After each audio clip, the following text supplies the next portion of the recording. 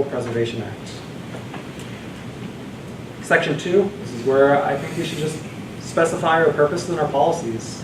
And that is the Citizen Potawatomi Nation Legislature finds that Potawatomi culture and language is unique to the Citizen Potawatomi Nation, and the Citizen Potawatomi Nation has the responsibility to act together with tribal members to ensure the survival of this culture and language. And language is the means of communication for the full range of human experiences and is critical to the survival of the cultural role and political integrity of the Citizen Potawatomi Nation. And that's important that we have not only the cultural but the political integrity, because I think we might be missing that right now. And C, it is the policy of the Citizen Potawatomi Nation to preserve, protect, and promote the rights and freedoms of tribal members to use, practice, and develop the Potawatomi language. So I stole some of this from the National Language, Native American Languages Act, and I've stole some of this, as you'll see here in a moment, from the Cherokee's Legislative Amendment. The third piece of this legislative amendment is just making Potawatomi an official language. Probably most practical to do it this way. The Citizen Potawatomi Nation does hereby establish Potawatomi and English as the official languages of the nation. Probably just practical that we have to stay bilingual. Any tribal member may speak in either Potawatomi or English languages.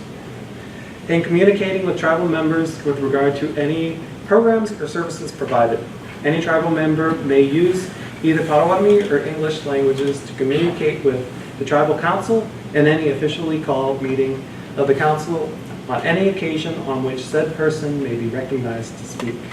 And the B portion is basically translation. In any situation in which translation into English is deemed necessary or appropriate for persons using Potawatomi language as defined in A above, translation services may be provided. Okay. I see we'll have questions. And section 4 is the report that I was talking about. And this is basically how we can make this implemented in all the departments. And that is, the chairman shall direct the heads of various departments, agencies, and instrumentalities. I don't think we need that last. I might strike that out before I pitch this. To A, evaluate their policies and procedures in order to determine and implement changes needed to bring the policies and procedures into compliance with the titles, with the provisions of this title.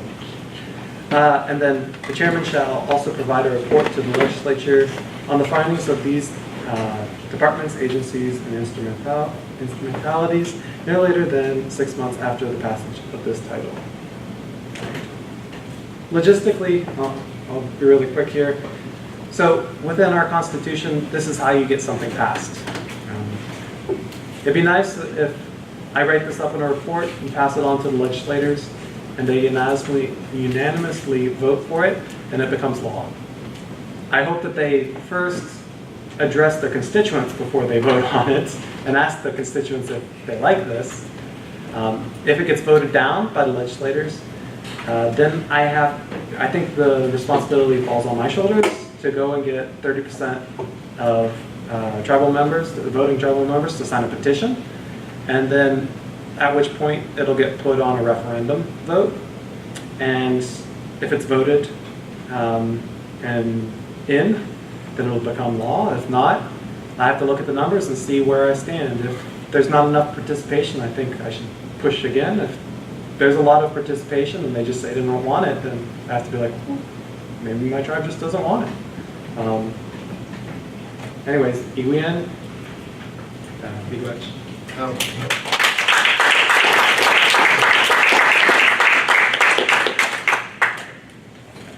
I see a big potential problem, and all these things are in English, a lot of cases for transparency. And as the way your law is written, you could exclude people. If I'm petitioning to a council member, and they can answer in either language, and I don't know Potawatomi, and I ask her in English, she answers me as her right is in Potawatomi, in a language that I don't understand, and language translation may be provided, that could easily exclude me from any petition that I make. Mm-hmm. So you could lose a lot of transparency with this. And then you get back into your situation that you cited about your laws protect the man that knows, not the ignorant that doesn't know. So you can get back into that situation. So are you suggesting just take out the may and put in must? Or I would say mutually intelligible communication must happen, but if we can both do Potawatomi, maybe we can do it. I don't know, I just, as the min-maxer, I really see some potential for loss of transparency. Yeah. Why did you only look at languages in Oklahoma? Navajo language has got a huge bunch of documentation about this. Yeah, so there's definitely a lot of other languages that probably are better suited for looking at this. I particularly want to look at Oklahoma because I want to look at the context in which I find Citizen Potawatomi Nation. So we're in Oklahoma, so want to know what works in Oklahoma, what doesn't. There's a lot that doesn't. Don't limit yourself to the United States. Yeah. There's also, I just needed some place to start, and Oklahoma's, it seems right, but yeah, I'd like to extend this to understand better what sort of language rights are out there and what I should sort of really get at in this amendment. But this, I think it gets at the first sort of steps of what I want to put in place, and that is just like making Potawatomi the official language, not necessarily symbolic, but with a little bit of impact to come behind it. Brandon? I kind of like that, but like, who would translate? Yeah, so this, some people ask me, this was the thing, it's like, wait, if there's no speakers, who translates? So, this comes back to, and this is a portion that I haven't put into the amendment, we need to step up our game. How exactly that goes about, am I sort of grasping at just imaginary straws? I don't think I am. So people that work in our language department would ideally be contracted to do something like this. If they couldn't fit the bill, like if people in our language department can't do it, then that becomes then a different question of like, what are we doing if we're not making progress within our language department?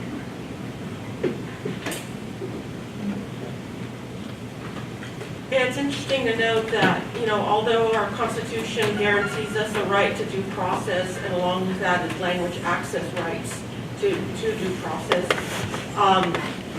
there is only one Native American language that has federal certification, or actually had federal certification, that's the Navajo language today. And only one person was federally certified, and then they ended the program. But in the state of Arizona, they do have at the state level certification for Navajo. Ms. Esther Yazzie Lewis was co-author along with her ex-husband Robert Yazzie of the bilingual legal dictionary of English. But it's interesting what David's bringing up, because you might be aware of what's going on in Hawaii, where they want to put a telescope or a astronomy center up on what's considered a sacred site to Native Hawaiians. And there is a gentleman who is fluent in English, but he's also a native speaker of Hawaiian.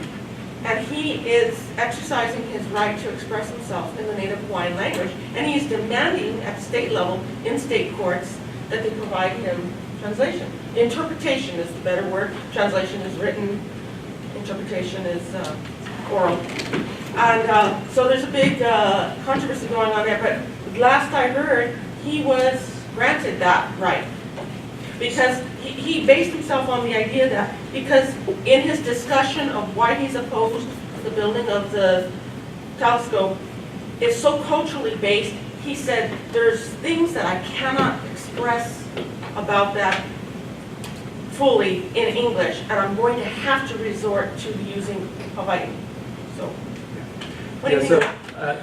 I think that's great for him. I also think that he has like very strong legal backing, because so all of the U.S. states, if they have an official language, all of them except for Hawaii, they have English as their official language. Hawaii's an exception because Hawaii actually has an official language, English and Hawaiian. So he definitely has a right there, just at this sort of state level. And beyond that, anytime you go into a courtroom and you need some sort of translation services, those have to be provided for you.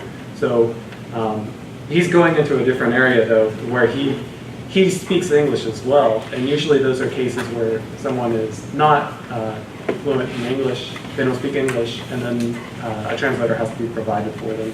But yeah, it's sort of a new area and leads to something that I don't think America has seen before. So yeah, it's going to be great. I hope that, I know in his case it was that the court had basically issued a bench warrant, and because he was using Hawaiian, and they rescinded that because they're like, oh, it's the official language, and oh, that's wrong. He showed up for his court hearing when they called his name, presented himself in Hawaiian. And the judge said, he's not here because he's not linguistically present. He's speaking a different language, he's not linguistically present. So, bench warrant, he failed to appear, even though he was physically present. I think you're on the right step to getting a legislative mandate. I think that's the first step you have to have in your own Potawatomi nation. But I think, as I was listening to this, I think your real hurdle is not necessarily the mandate, but the promotion of the language. That's going to be the real hurdle here. So it's definitely been a long hurdle. So it's always good to come back to this area because what the Pokagons got going on is always inspiring. So I was able to spend some time in northern Wisconsin with Kyle and Carla, and it's really nice to sort of like just see how they were working so hard and see them come back and see the impact. I dare our tribe to put in that sort of commitment because I can tell you right now, they won't, because I've asked and they won't. That's why this isn't my first sort of line of trying to get something done. I'm not necessarily a legal scholar by training. I'm actually a linguist, and I work on Potawatomi, specifically trying to understand Potawatomi. But I also want my work that I'm doing linguistically and doing other things like teaching, those sorts of things to actually take fruition once I'm sort of doing them. I don't want them to just sort of fall by the wayside. And I see putting that into law as a way to sort of possibly protect, although I wonder how laws can be construed. But yeah, that's why I challenge someone to stand up and take up that fight, because I know that our attendance just is poor, and people, it's definitely overcoming people's, I think, stereotypes towards the language, because I think people are more happy speaking English. I think that within my band, I think they don't really want to be citizen Potawatomis. But I think they should. Thank you. Some of the hesitancy of going into law is because if there's a law, then they would have to spend money. Yeah. And that's why we hear about legislation with efforts falling to the wayside, because they get to save money for a little bit more. But two, when you bring up fluency, you need to have a definition of fluency. Yeah. Because I think Loftus and Phillips would pass that American Teachers of Foreign Languages assessment. So Citizens Band does have fluent speakers. I'd say Lindsay's very close. Yeah, so we do have heritage speakers. And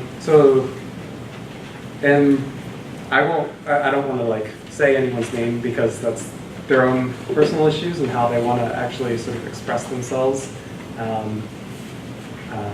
I would say that they don't feel like they're included, and I think this is also a problem that Citizen Band has, is there is sort of what I see within my community is a little bit of racism, a little bit of exclusion of people that have more blood quantum in particular, there's skin racism. And those are things that it's kind of odd that are in my community, but I think those might also overlap with language, and that's kind of strange. But those sorts of things, yeah, if that's a better translator, maybe what you're suggesting. No, I just mean, you know, you do have people, if you're using that as your guideline for fluency, the test from the American Teachers of Foreign Language Assessment, I bet they pass. Whether or not they would actually take the test is a different issue. Who's going to guide the, create the test? Exactly. Well, I mean, just about anybody, really.